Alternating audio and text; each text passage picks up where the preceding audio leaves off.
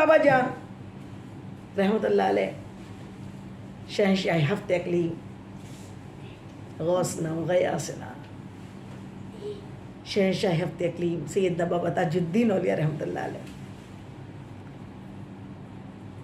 کی سوانے پہ تھوڑا سا ہم غور کر لیں. ویسے تو ہم نے ہمیشہ سنا ہے، آپ سب نے بھی سنا ہوگا. مختصر سا آپ کی سوانح عمری پر کوئی تذکرہ ہو جائے. ہمارے بابا سید محمد تاج الدین اولیاء رحمۃ اللہ علیہ کی پیدائش کامٹھی شریف میں ہوئی. آپ کے والد محترم کا نام سید بدر الدین رحمۃ اللہ علیہ ہے، اور آپ کی والدہ ماجدہ حضرت بی بی مریم اماں صاحبہ رحمۃ اللہ علیہ. آپ کی امی کا نام بھی حضرت بی بی مریم اماں صاحبہ رحمۃ اللہ علیہ تھا. آپ نے اپنی امی جو حقیقی آپ کی والدہ تھی ان کا نام، واقعی والے اماں کامٹھی شریف میں جو اماں ہے نا، ان کو اپنی اماں کا نام دیا بی بی مریم اماں صاحبہ، کہ کہیں دنیا یہ نہ بولے یہ عورت میرے پاس آ کے جو بیٹھتی ہے. دنیا تو دنیا ہے نا، دنیا تو کچھ بھی بولنے لگ جاتی ہے. آپ نے اپنی ماں کا نام دیا، یہ تم مریم ہو. سبحان اللہ. تو آپ کی حقیقی والدہ جو تھی وہ تھی بی بی مریم اماں صاحبہ رحمۃ اللہ علیہ. اور آپ نجیب الطرفین سید ہیں. نجیب الطرفین کس کو بولتے ہیں؟ جو دونوں ماں اور باپ، والد اور والدہ کی جانب سے جن کا سلسلہ نسب امام حسن اور امام حسین سے جا کر ملتا ہے. دونوں کا سلسلہ نسب جناب سید ابی فاطمۃ الزہرا حضرت علی کرم اللہ وجہہ سے ملتا ہے، یعنی حضور پاک سے ملتا ہے. اسے نجیب الطرفین کہتے ہیں سید. آپ سادات گھرانے کے، آپ کے آبا و اجداد جو تھے وہ مدینہ شریف سے ہجرت کر کے یہاں آئے تھے. آپ بہت متقی پرہیزگار آپ کے آبا و اجداد تھے، اور زیادہ تر فوج میں تھے. کامٹھی شریف میں آپ کا رہائش تھی، اور آپ کے والد محترم بھی فوج میں تھے. آپ کے پیدائش کے 1 سال بعد ہی آپ کے والد محترم سید بدر الدین رحمۃ اللہ علیہ رحلت پا گئے، وصال کر گئے، مالک کے حقیقی سے جا کر ملے. اور 8 سال کی عمر میں جب آپ 8 برس کے ہوئے، آپ کی والدہ ماجدہ بی بی مریم اماں صاحبہ رحمۃ اللہ علیہ بھی اس دنیا فانی سے کوچ کر گئی. آپ کی پرورش کا بار آپ کی نانی حضرت پر آیا، آپ کے ماموں حضرت پر آیا. آپ کے ماموں، آپ کی نانی نے آپ کی پرورش کی. جب آپ ننھے سے بچے تھے اور جب آپ کی پیدائش ہوئی تب کا بھی واقعہ یہ ہے کہ آپ عام بچوں کی طرح بچے نہیں تھے. جیسے عام بچہ پیدا ہوتا ہے تو روتا ہے، لیکن آپ نہیں روئے. دائی نے، آپ کی جو دایا تھی، اس نے لوہا گرم کر کے آپ کی پیشانی پہ لگایا، جس کا داغ آپ کو آخری تک آپ کی پیشانی پہ رہا. تب وہ تھوڑا سا رو کے چپ ہو گئے. پہلے سمجھے کہ شاید بچہ مرا ہوا ہے جو آواز ہی نہیں ہے. پھر جب لوہا گرم کر کے لگایا تو پھر تھوڑا روئے. پیدائشی ولی. عام بچوں کی طرح نہیں چلانا، ہنگامے کرنا، ایسا کچھ بھی نہیں تھا آپ میں.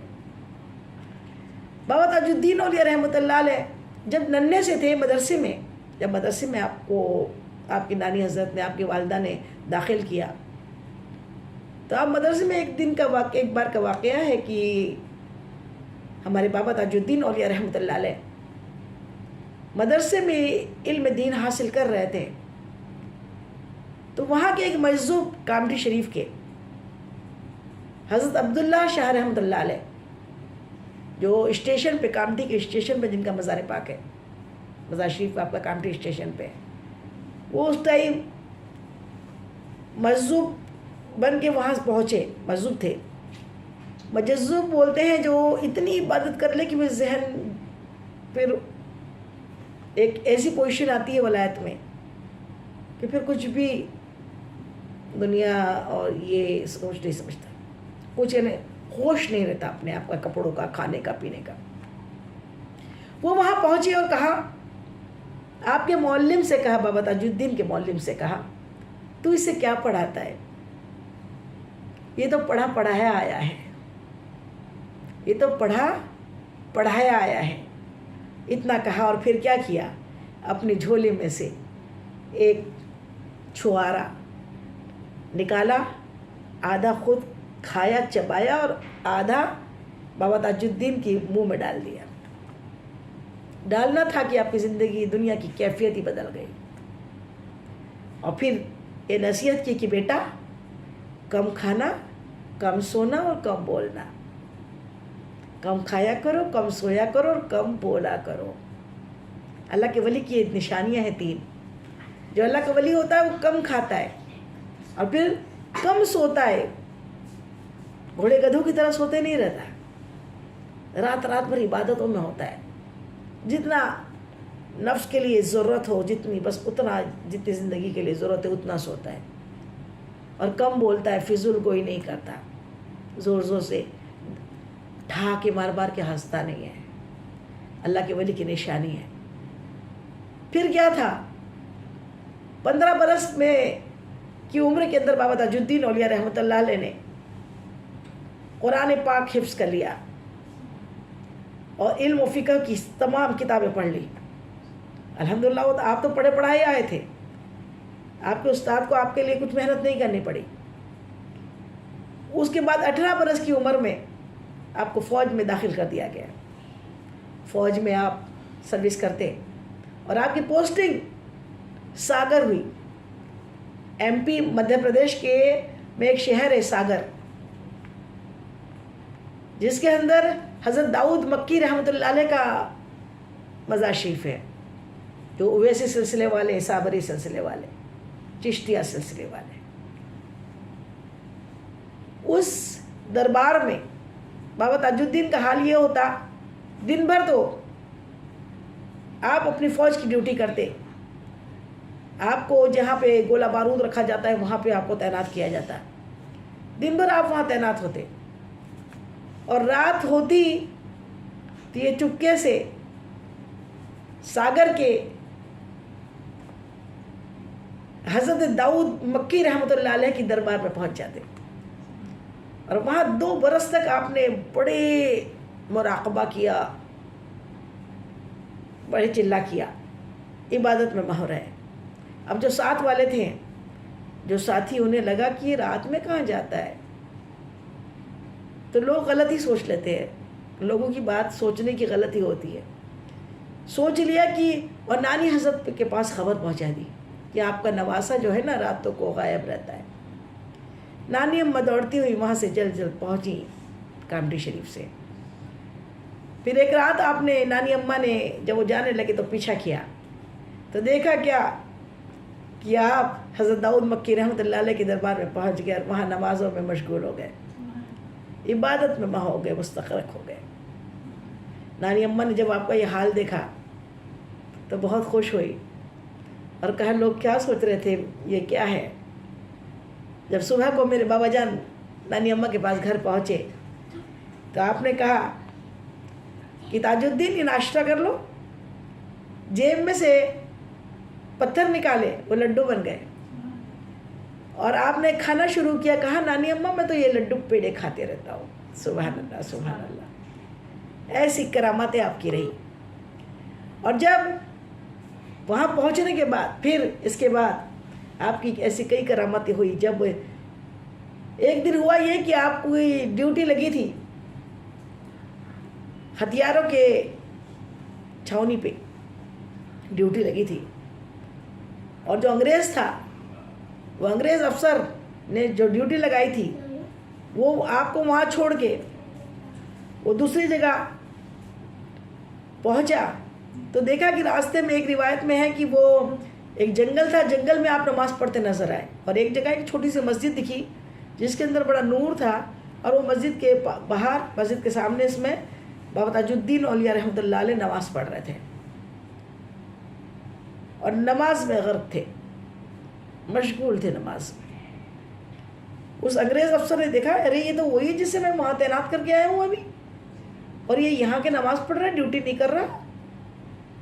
وہ فوراً آپ کو پکڑنے کے لیے پھر واپس گیا جہاں تعینات کیا تھا، دیکھا تو آپ نے سیلوٹ کیا. کہ تاج الدین ڈیوٹی پہ ہو؟ کہا ہاں سر میں یہاں ہوں. پھر گیا, پھر وہاں جا کے دیکھا تو آپ نماز پڑھ رہے تھے.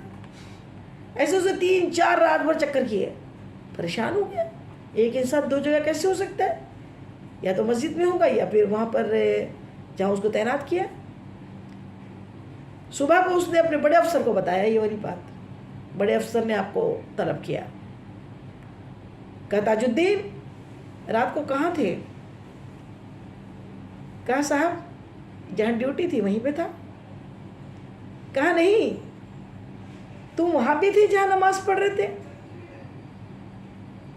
کیا سچی میں تم انسان ہو یا کچھ اور ہو کہ کوئی جادوگر ہو؟ ایک وقت میں آپ 2 جگہ کیسے تھے؟ ایک وقت میں 2 ڈیوٹیاں, 2 کام. بس اتنا سننا تھا.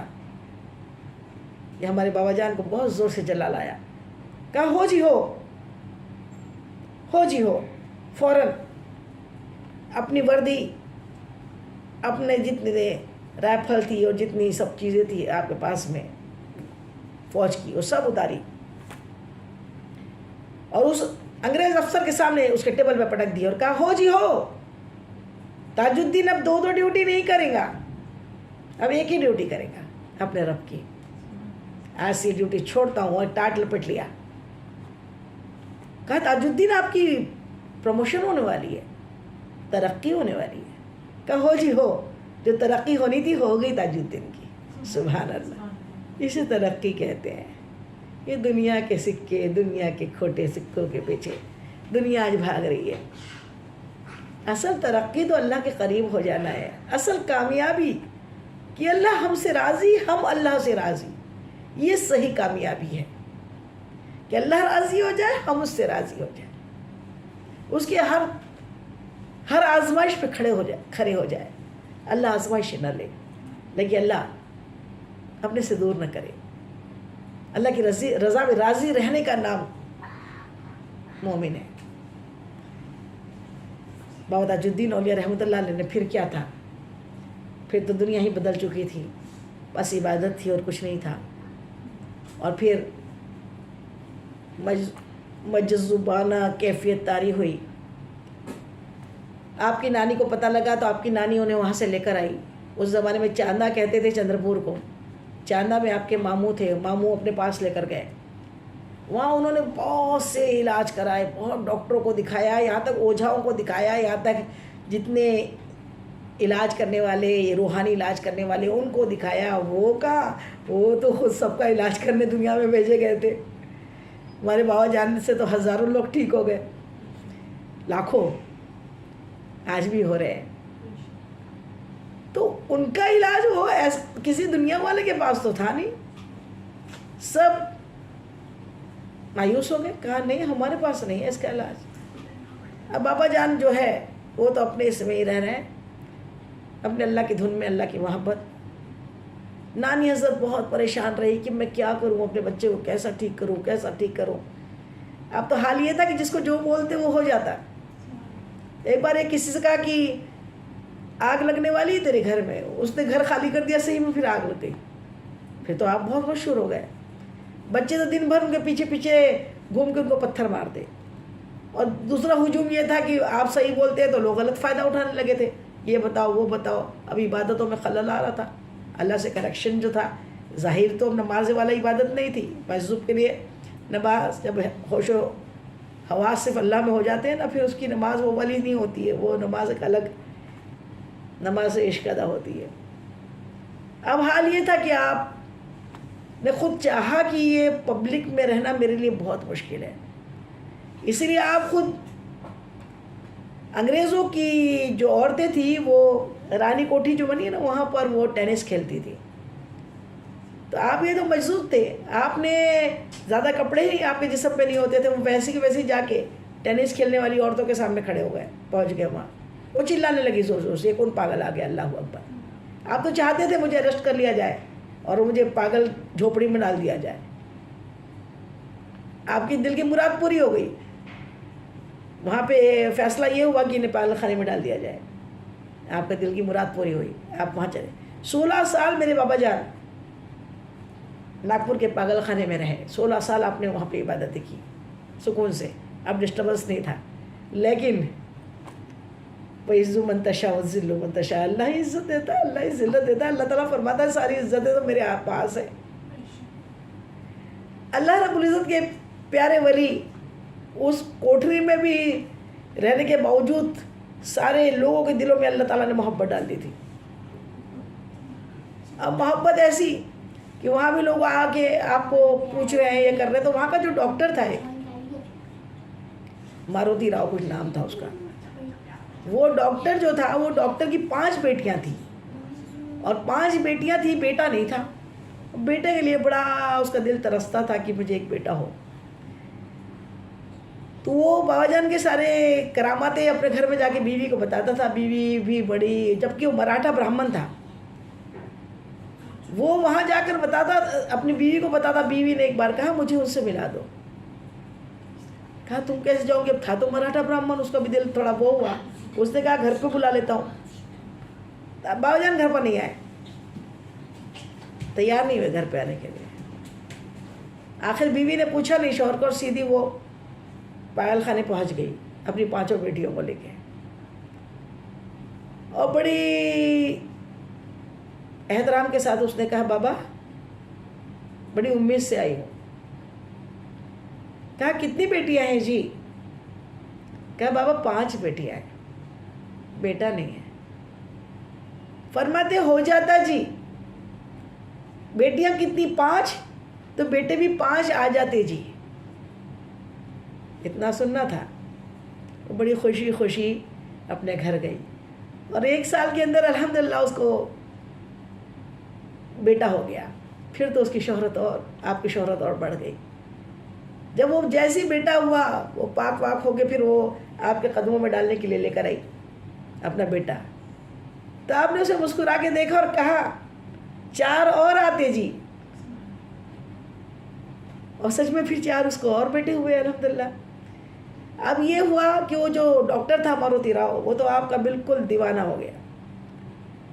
अब वो रातों दिन बाबा के मोहब्बत में रहता, जो भी काम करता बाबा जान से पूछे बिना नहीं करता, इजाज़त लेता। एक दिन उसको कुछ टूर का काम आया, उसको अपने ऑफिशियल टूर से उसको बाहर जाना था और सफ़र करना था। तो उसने बाबा जान से मशवरा किया, सलाह ली कि बाबा जान इजाज़त चाहिए, मैं जा रहा हूँ बाहर। तो अल्लाह के वलियों को बहुत दूर तक दिखता है, क्योंकि आंखें वली की होती है, निस्बत अल्लाह की होती है। तो बाबा जान को ने उसे इजाज़त दे दी। इजाज़त नहीं दी, कहा नहीं सफ़र में तेरे लिए ख़तरा है, तो वो भी सफ़र न कर। तो कहा बाबा बहुत ज़रूरी काम है, जाना पड़ेगा। तो फिर कहा रुक जा। आपने एक पत्ता उठाया और एक पत्ता उठाया, उसमें कुछ दम किया और वो पत्ता उसको दे दिया। वो तो मुतक़िद था, बहुत ज़्यादा इज़्ज़त करने वाला था। उसने बड़े एहतराम के साथ वो पत्ता अपने जेब में रख लिया। फिर वो सफ़र में चला गया। रास्ते में हुआ ऐसा कि अचानक कहीं जगह ट्रेन रुकी और वो ट्रेन से उतर के पटरियों पर चलने लगा। जब वो पटरियों पे चल रहा था तो अचानक सारे लोगों ने देखा कि एक इंजन दौड़ता हुआ उसके ऊपर आ रहा है और एकदम ऐन उसके करीब आके इंजन बंद हो गया। जैसे ही इंजन बंद होना था, वो इंजन को आता देखा तो घबरा गया और बेहोश होकर वहीं पटरियों पर गिर गया। सारा हुजूम उसके आसपास हो गया। सब उसको कहने लगे तुम कौन हो? इंसानी हो कि कुछ और हो? बिना बंद करे इंजन बंद कैसा हुआ? ये तो बड़ी ताज्जुब की बात है, कैसे बंद हो गया? फिर मारुति राव ने पूरा किस्सा सुनाया।